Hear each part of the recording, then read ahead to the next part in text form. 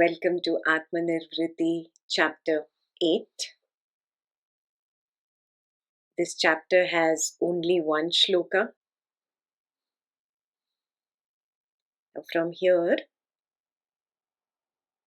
Atmananda Krishna Menon makes it a personal journey. Means I have to check in me personally what is obstructing my view of the truth. And what is the truth? The last circle, the biggest circle, pure consciousness. If I am not able to recognize that I am pure consciousness, what is my obstacle? Yeah. So this is personal homework. You will have to do that. Very clear? So now let's read the first shloka.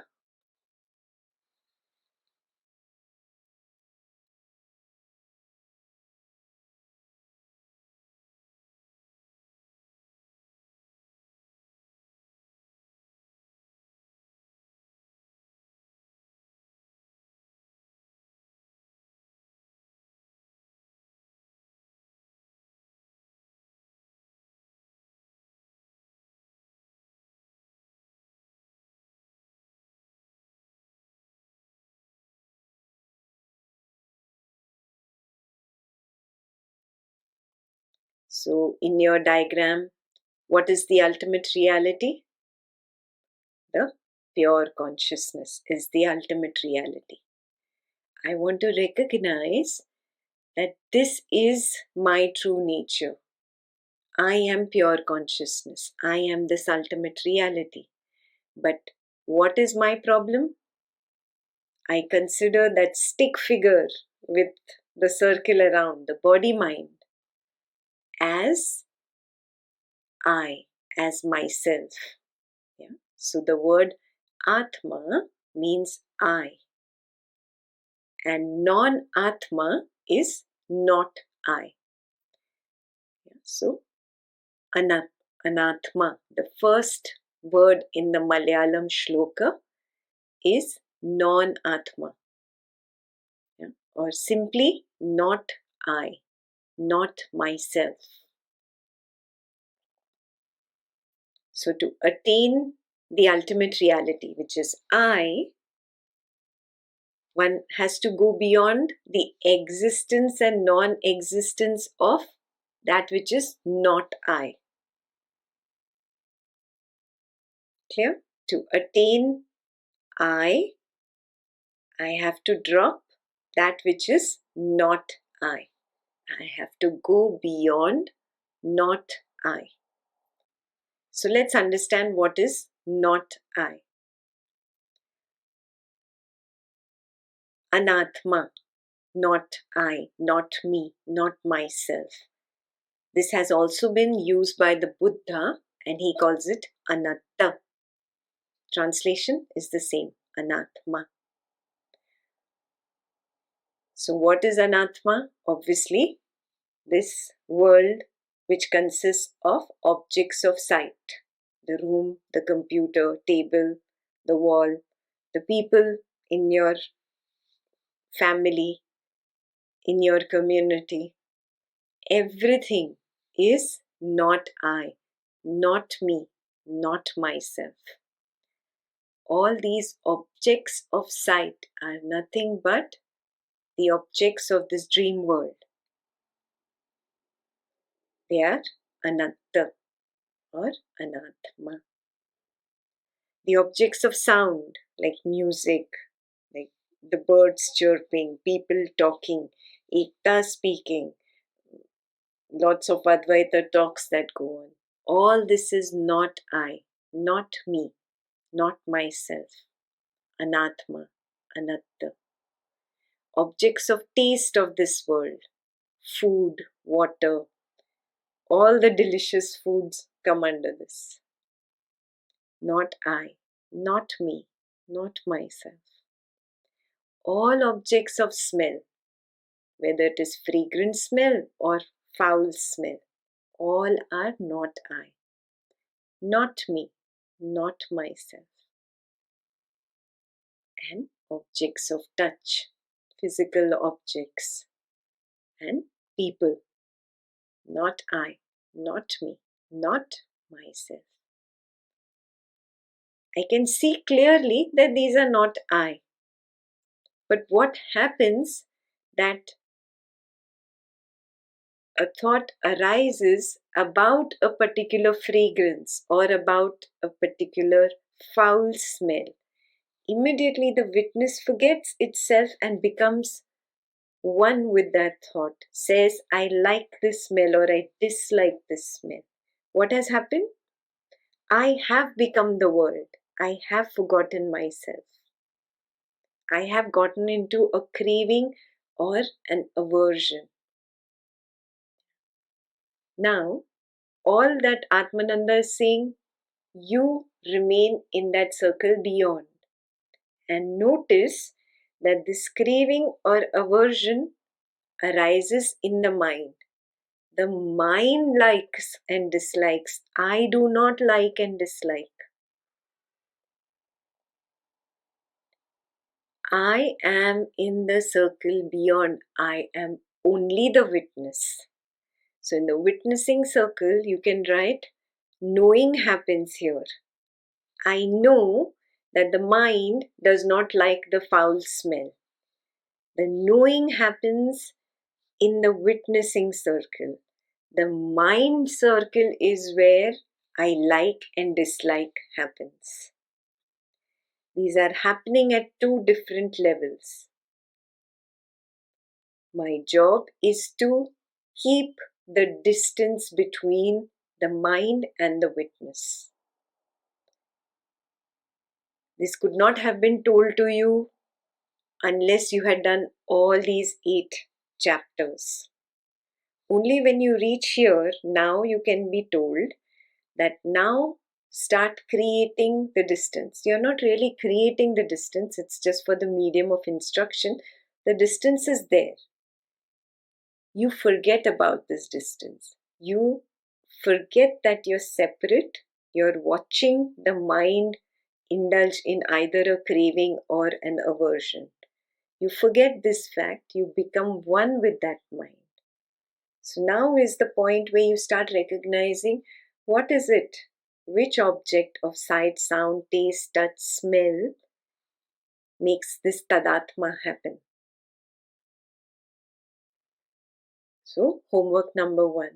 What out of sight, sound, taste, touch, smell gets me consumed, gets me entangled, enchants me to forget myself and become one again here. So that is homework number 1. That is for the objects of perception. Remember, the strongest 2 objects of perception are actually object of taste and object of touch. It is not sight, sound and smell as many people think. Taste, food, because it is the basic need of the body.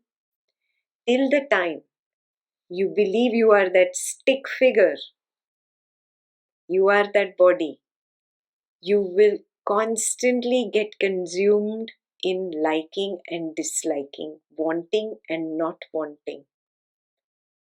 And food is one of the strongest pulls. The second is touch, the sexual interest.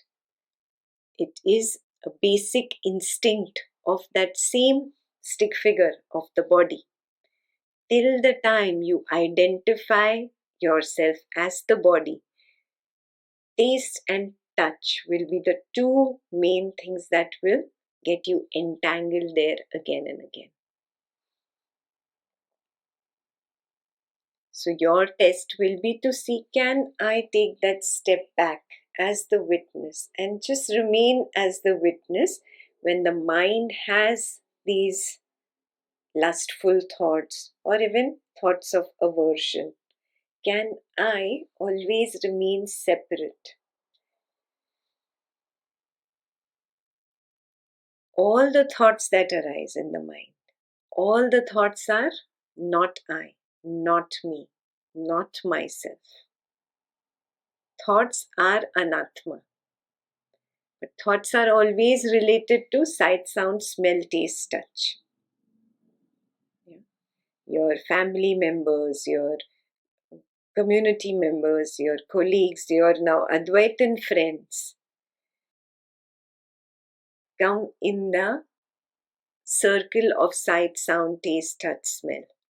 And the thoughts about these people, the thoughts even about Advaita, fall into the same.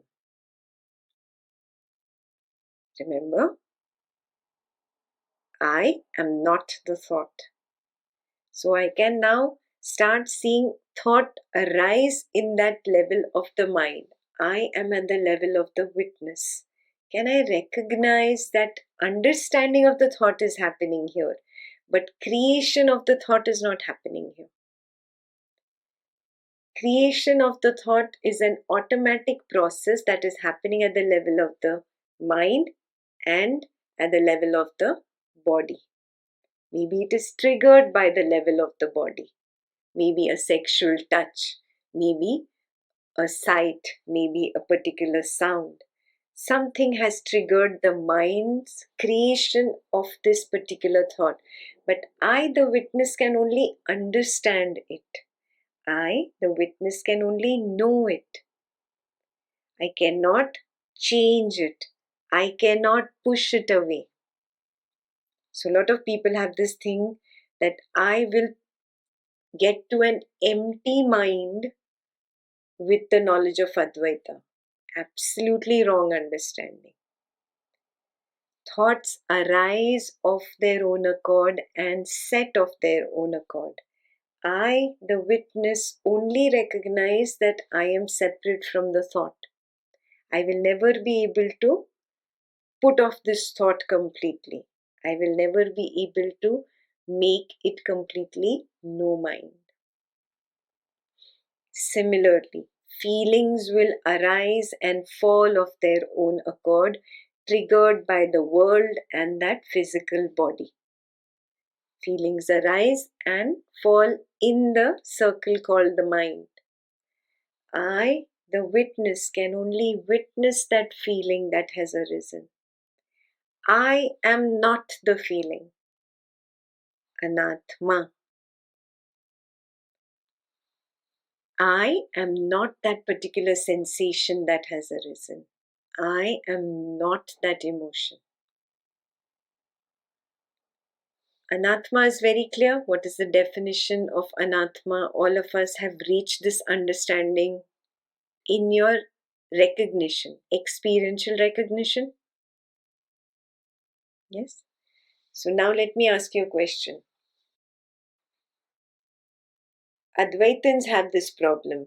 Intellectually, they love the deliciousness of knowledge so much that intellectually they reach chapter 8, but experientially they are at chapter 2 or 3. Do you see what I'm saying? The recognition has not happened till chapter 8. Do you find a gap like that? If you find a gap like that, you need to work on yourself. Your intellectual understanding starts and ends on Sunday. You have 6 days after that to bridge this gap of experiential recognition. Yes? So please take that down as a point for yourself, that it's not that I am on a holiday from Monday through Saturday. No, Monday through Saturday is experiential recognition time. Initially, we can call it a practice. Soon you'll realize, oh, it's not a practice, it's my nature. That's what is automatically happening to me. Yeah? I was just weaning myself away from the world, from anatma.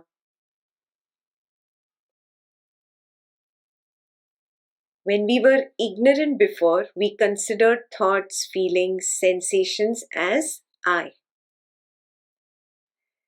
And we got lost in thoughts, feelings, sensations. Now understand how you got lost. I'll give you one example.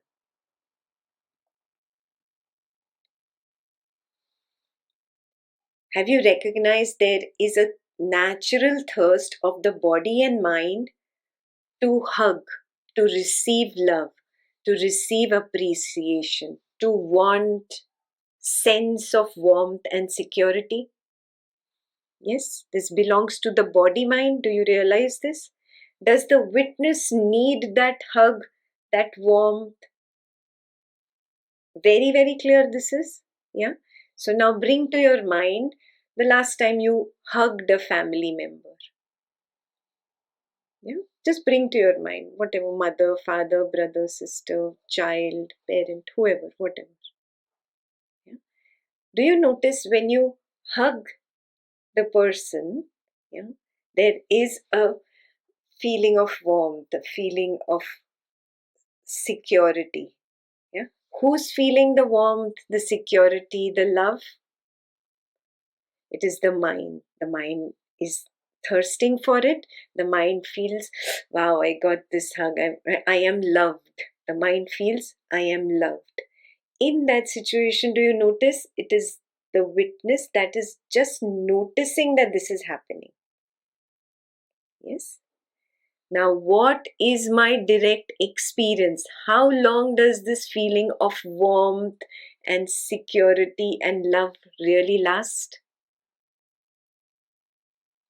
1 second, that moment.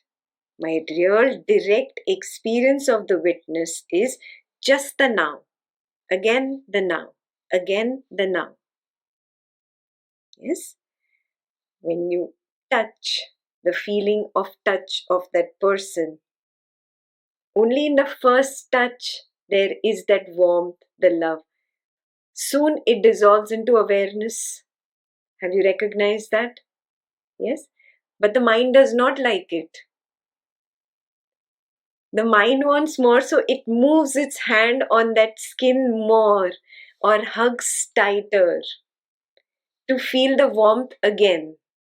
Yes, it feels again for the next second. It feels the warmth. Again, what happens?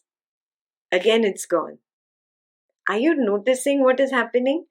At the witness level, I recognize it is only the now that I experience. Now and again now. And in that now, whatever that feeling is, the feeling vanishes into awareness. It disappears into awareness. This is the truth because there is only the now. But what is the mind's problem? Mind wants everlasting, warm, lovey-dovey, fuzzy feeling. It wants a permanent, continuous feeling. Do you see this? Is it possible? It is not possible because feeling disappears into the now. Thought disappears into the now. Do you understand what I'm saying? Yes. Everything disappears into the now, and that is why there is only the now that I experience. I do not experience a continuity of uh, 20 minutes of hug. No, I don't. I just experience the now, the now, the now, the now, the now. And that is why the mind, which doesn't like it, the ego basically does not like the truth about this now. What does it do? It creates a story of these many nows. And that is what is the story creation process of the memory of hugging my daughter or my son or my mother or parent, and then you remember the story. Mind remembers the confabulated story, and that is called the memory. It forgets the truth, which was just the true experience of the now. Correct? This is everybody's experience. Yes? So now this you have to start imbibing in your everyday life and see. Oh, see this craving of the mind for the hug, this craving of the mind for that feeling, for that taste, for that smell, for that sight, whatever it is, it is looking for a continuity. It wants to create a false continuous story. It wants something everlasting and permanent. But it is anatma. This is not I. This is not I. Yeah? This recognition will liberate you. Yeah? Then you'll see the body mind will still go and hug the little kid or hug mummy, and that's fine. But the lusting where I became lust, that has stopped happening now. This process is called disenchantment. Why? Because I was enchanted with the sense of touch. Now I have become disenchanted. I'm using Buddha's language because his words are perfect here. Yeah? So, disenchantment with the sense of touch, taste, smell, sight, sound starts happening naturally. Now, I have to start recognizing, is it happening in every personal area of my life? Ekta just gave the example of a kid. Most of us are parents and we do this a lot with our kids. We hug our kids a lot. Some of us are grandparents. So this was the quickest thing that would register. Yeah. But now you will have to start looking at your personal things wherever the ego comes up and creates stories and creates an obstacle in my path. Yeah? Personal journey starts here. I have to recognize which thing in my life is my obstacle. And a reminder that is anatma, that is not I. Do you understand why I had started thinking it is I? I got entangled, no, I got enchanted. I became the lust. I became that craving for the warmth or security or the hug or the feeling of being loved. I became that thirst. Yes, so when I become that, I feel this is what I am. This is what will give me my happiness. Yes, when I disassociate, I come to the clear recognition, this is anatma, not I. Do you understand now the meaning of anatma? It's more than not I. So now we will test ourselves. Have I experientially recognized and am I able to continuously throughout the day, 7 days a week, realize, oh, thoughts, this is not I. This thought that arose of a craving or aversion, and for whatever it is, your work, your family, your in-laws, check whatever these thoughts are. Have I been able to continuously recognize this is not I? Or do I become entangled? Do I get enchanted? Do I become one? Feelings are not I. Sensations are not I. Perception of sight, sound, smell, taste, touch is not I. That is all anatma. Again and again, remember, memory creates a false story. How does it do it? It joins the nows. The nows are independent. I only experience an individual now. Again, I experience an individual now. Again, an individual now. What does memory do? Memory is in the circle of the mind in your diagram. Yeah? It makes me forget that I only experience a single now. In that now, there is just one moment. Memory does this job of erasing this truth, hiding this truth from me, and instead it creates a story chain by joining multiple nows. And this false chain of thoughts, this portrays a story in my head. Yeah, and I hold on to the story. Now think about all the stories that you hold on to. The story about your mother-in-law, your father-in-law, The story about your son or daughter who did not behave well, the story about your parent or your grandparent or a particular relative, how you hold on to that story, and then it becomes your belief. No, this person is like this only. I'm telling you, this is the way it is. So memory has woven a particular story. I am holding on to the story. This is the main reason why I am not able to stand as the witness. Why? Because one part of me wants to hold on to the story that I was holding on to in the past. Now you check what is your story. Similarly, imagination weaves a story of the experience that I want. Yeah? Now the experience that I want is also nothing but a thought that arises in the now, and then again another thought that arises in the now, again a thought that arises in the now. Imagination weaves all these stories, all these thoughts together and makes a story out of it. And that is what I label as the future. Can you step out of the now and go to the past or the future? But you're letting the memory and the imagination weave a story and fool you. I am the witness. I allow the memory and imagination to enchant me.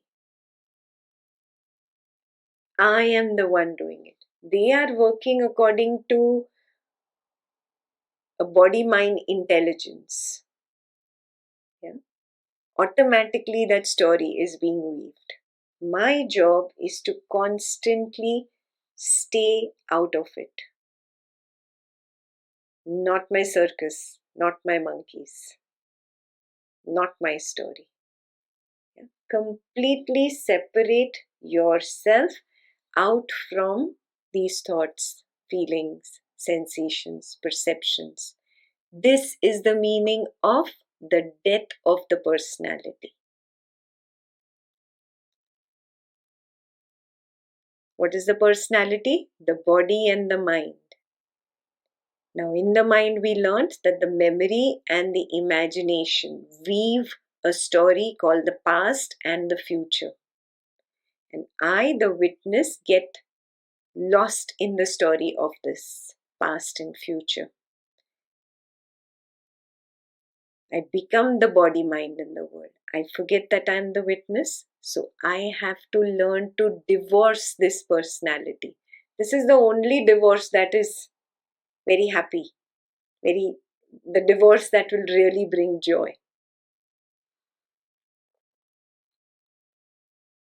To be able to attain the absolute reality, you will have to divorce the personality. And the personality is this not Atma. Thoughts, feelings, perceptions, sensations. So far is clear? Now I completed the body and the mind circle. Now come to the circle of the witness, the level of the witness. Till now, I have been saying, I am the witness, I am the witness. Correct? So that means I am considering the witness as the Atma. Correct? Now we have to take one more step beyond the witness. Most of us have been able to get a glimpse of when the I is born and then the thought, the feelings, the sensations, the perceptions arise. Yes? Most of us have got a glimpse at least that the thought falls away and then you go looking for the I and then the I also disappears somewhere and there is just the void. So you have gone to the last circle of pure consciousness, even if it is for a glimpse. We have also understood this fact that the witnessing consciousness or the sense of I amness is born in the morning.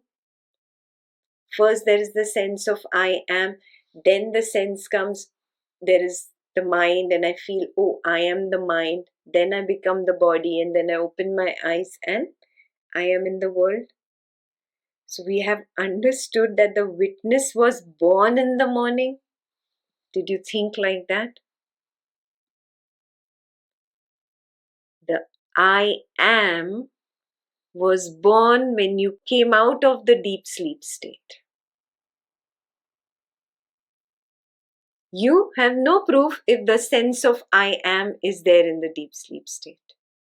In the night, from the waking state, I go into the dream state. I am is still there. I am dreaming. So I am is still there. From dreaming state, I go to the deep sleep state. What happens? Dream collapses first, the I am collapses, and there is no sense of I am. That means witness is born every morning and dies every night.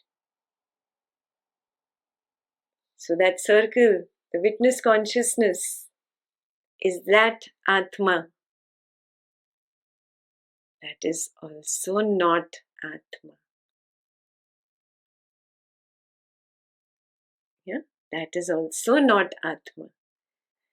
You learn this. Witness consciousness is born with the birth of the body and dies with the death of the body. So now I'm saying body is anatta, anatma, not I. Mind is anatta, anatma, not I. Witness consciousness is also anatta, anatma, not I. Yeah.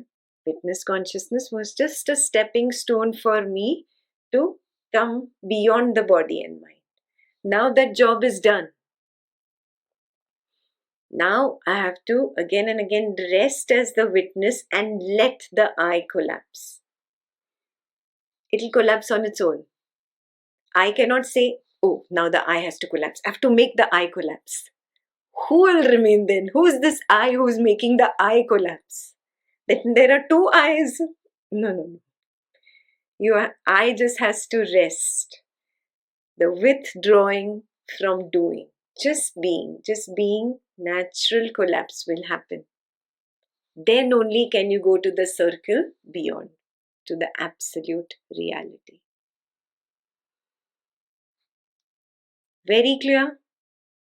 Yes? So witness consciousness is also anatma, not I, not me, not myself. It is born with the body, it dies with the death of this body. Every morning I experience its birth, every night I experience its death.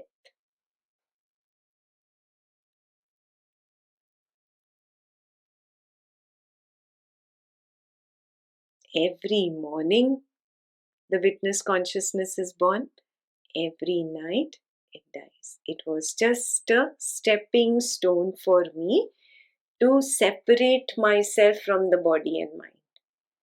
Now its job is done. Now I have to just rest, relax. Yeah? Let it relax. So, have you heard the term Shanika Vijnana? Shan is a second. Shanika Vijnana is a school of Madhyamika Buddhism, and they say that consciousness is like a flicker. It is born and it dies every moment. It is born and it dies every moment. Yeah, they're talking about the witness consciousness. So I may or may not see it born and die every moment, but I have got the glimpse of the I come up first and then the perception comes up. And many times I've got the glimpse of the perception dropping and the I dropping. Yeah. So it is shanik. The witness consciousness is shanik. It is anatma. Let's read the shloka again. To attain the ultimate reality, one must go beyond the existence and the non-existence of the non-Atma or Anatma. Yeah? So if you want to drop this existence and non-existence of Anatma, you'll have to drop your interest in that body, in the mind, in the witness also, and just rest, collapse. Let the I collapse. Now is your real test. If this really happens, it means you were really sincere in your pursuit of the truth. And you were not doing just Buddhi Vilas in the garden of Atma Nirvriti. What is Buddhi Vilas? Buddhi is intellect, Vilas is relaxing, enjoying, going for a pleasure walk. That's what a lot of people do, no? On the path of Advaita. It's so delicious, they enjoy so much. So the words bhavam, abhavam is existence and non-existence. In Sanskrit, it's pronounced as bhavam and abhavam. In Malayalam, it is bhavam and abhavam. So it means the existence of the non-Atma and non-existence of the non-Atma. Basically, you get lost in the thoughts, feelings, sensations, all these either in the memory form or in the imagination form. You get lost in either, oh, is it real, is it not real? Yeah, this is the new level of thinking that the Advaitin adopts. Oh, is the body real? Is the body not real? Is this person real? Not real? Are these feelings real? Not real? So this also, this Advaitin analysis, intellectual junk that we get stuck in, we have to withdraw even from that. Yeah, this is like a warning given to Advaitins. In ignorance, when we were in ignorance, we held on to the existence of the world, my physical body, my mind. Yeah? Now, when we are on the Advaita path, what do? We hold on to even the witness and all this knowledge about the body, mind, the witness. Are you seeing this? Even the knowledge, even the words that Ekta is saying, even the words written by Atmananda, all these words will pull you back to the body and mind. Are you getting this? So this is the point where an Advaitin is advised that you should learn the skill when to pick up the words, read the words, understand them, and when to keep them aside. Yeah, it is a skill. For example, we have committed to every Sunday, so then every Sunday only 2-3 hours I pick up the words. If there is a self-exploration out for the week, I listen to that so I get triggered in the right direction. After that, I just go to silence. Yeah, the tipping should not happen from the way in ignorance you were lost in total Maya to absolute rejection of the Maya. There is no hatred here. Yeah, you have to be in the middle. You don't hold on to it the way you used to hold on to things before, but you don't even like hate or push anything away. There has to be a soft balance attained. Now, remember the time when you started the Advaita path, you liked it so much, you developed a feverishness. Do you remember that? This is all I want to listen to. This is all I want to hear. The 24/7 you were listening or reading some Advaita, that is also feverishness. Are you getting it? So not tipping to one side and not tipping to the other side. Not even now pushing it away. No rejection also, but not feverish also. So you've learned this number line, no? Remember in school? What is the number line? Either I tip to one side, I go on and on and on and on and on and on, listening, or I go to the other side. I hate everything. I'm not going to do it. Oh, I am in silence, Ekta ji. I am always in silence. Again, I can say it. Yeah? So that's not the way it works. Yeah? There is no pushing away, there is no rejection, and there is no feverishness. That's what you need to attain. And the center zero is the soft balance. So the next test for you, is there a soft balance in my relationships? Is there a soft balance in my Advaita, whatever, my spiritual search, in my spiritual pursuit? Yeah? Is there a soft balance in my career? Whatever work you are doing, whatever work. Yeah? Am I maintaining a soft balance, or am I too feverish, or am I pushing it away? Then I'm on the either extremes. I'm not balancing. Yeah. Why am I talking about this? Then because of bhavam abhavam. Yeah? Existence, non-existence. I like it, I don't like it. I want it, I don't want it. Is it there? Is it not there? Not tipping to either opposites. Not tipping to either opposites. So Buddha called it the middle path. Majjhima Patipatta. Yeah? The middle path.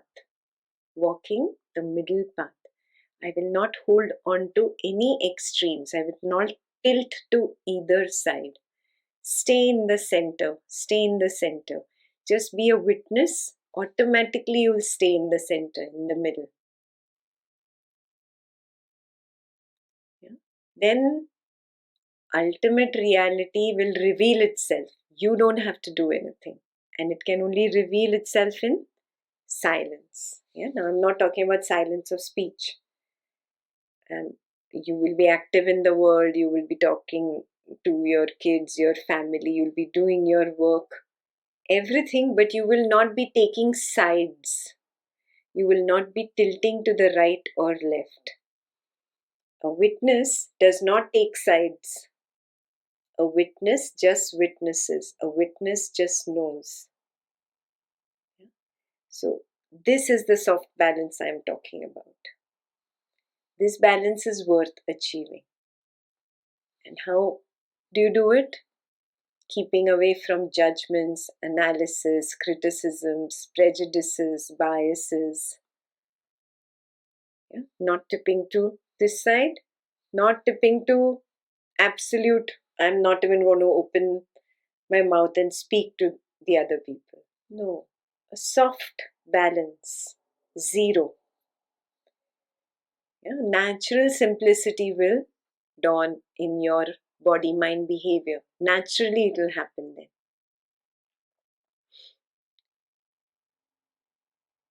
So it's very easy to come to the awareness, to the witness. Yeah. But it is not very easy to let go of those previous habits that pull me back. My identification, which has come to the witness, awareness, it lasts very short because I let the previous judgments, analysis, criticisms, all those prejudices pull me back. Do you see that? That is why now I don't go this way, I don't go that way. No right, no left. I stick to zero. That's why Buddha advised natural purity. His path begins here, where I have attained the witness, where I recognize the witness or the awareness. I lose this position only because of either the -5 or +5 on the number line. I go to the extremes. Those are the things that I have to identify. Whatever it is, your actions, your speech, thoughts, feelings, whatever pulls you out. I have to start recognizing these pull me out only because I tip to right or left. Only because I do not stay at zero. Staying at zero or middle path is maintaining your purity. This is the only way you will be able to kill that personality. There is no other shortcut. Divorcing that personality, that sense of person is the way to go from here. The that I which is standing tall, that has to now wither away. Once it withers away, then there will be a constant field of oneness. And that is called absolute reality. And it is a silence that overtakes you. It's like a void. Everything is the void. In that, this body mind is speaking, is saying something, is interacting with the people, is doing whatever it is required to do by this situation. But there is no more attachment or identification with the body mind. Yeah? So the only way is to divorce the personality. And when you get to the silence of oneness, you will totally understand what Ramana Maharshi said. He said, to know the truth, you need not undergo all this torture of learning. Not by reading. Yeah, do you get the truth? You just be quiet, he said. That silence is the truth. And you be still. That stillness is the truth. That is God. So the only way you can get there is come to the zero, divorce the personality, no more right and left. Recognize your pitfalls which pull you away from the memory and imagination. Yeah. And more silent sittings. Whenever you get a few minutes during the day, it doesn't have to be an assigned 20 minutes or 30 minutes. You've just finished your work, you finished your cleaning, your back is hurting, you say, okay, let me just sit 5 minutes, my back is hurting. Good. Silent sitting. Silent sitting again. I go to the witness and just rest. Can I just let the I fall? Let the I collapse. Can I just close my eyes and let the I collapse? Instead of indulging in the thoughts of the memory or the imagination, can I be a witness and then just let the I collapse? Yeah. Few minutes of silent sitting every now and then, every now and then, every now and then. Right? To bring the graph to zero.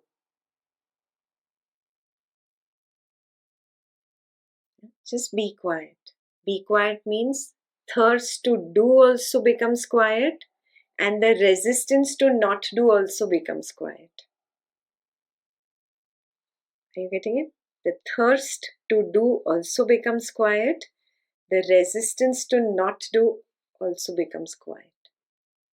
That's the meaning of becoming quiet. Yeah? Not a temporary stilling of the mind. Yeah? We are not talking about manolaya here. This is very clearly recognizing the witness, then letting the I drop, and then just letting that silence take over, that void take over. This is the first step of divorcing the personality. Voluntarily, willingly disassociate from the personality.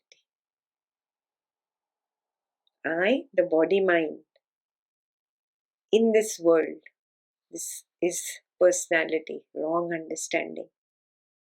I have to completely divorce this understanding. I, the body mind in the world. Divorce this understanding. Then only will you be able to attain the absolute reality.